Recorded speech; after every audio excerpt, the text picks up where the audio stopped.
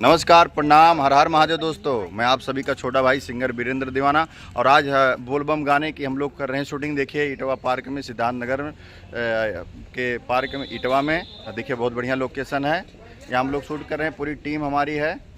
देखिए पूनम परी जी हैं, इधर आइए। देखो ये बहुत अच्छी कलाकार हैं और अभी हमारे साथ पहला गाना कर रहे हैं और संजय भैया कैमरामैन हैं। पूनम जी बताएं अपने बारे में कुछ। क्या बताएं? अरे अपना नाम बताइए, अपना चैनल बताइए, आपको भी लोग फॉलो करेंगे।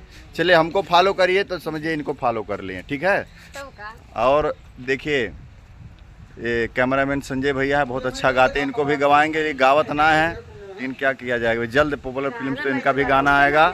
हाँ, और चलिए देखिए हम लोग शूट कर रहे हैं और ऐसे आशीर्वाद बनाए रहिए। जल्द बोलबम गाना आप लोगों को हमारे पॉपुलर फिल्म्स चैनल पर मिलेगा। हर हर महादेव, नमस्कार, प्रणाम।